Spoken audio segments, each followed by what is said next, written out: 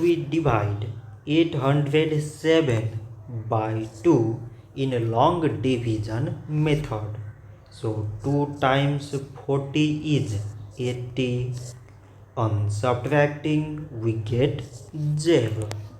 So now we put down this 7 and 2 times 3 is 6. On subtracting we get 1.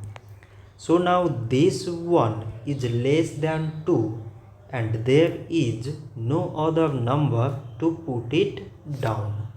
So we take here decimal so that we put 0.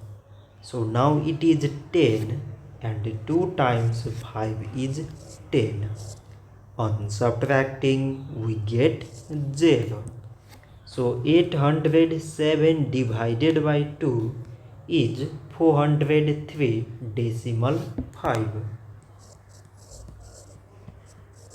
So this much for today and thanks for watching.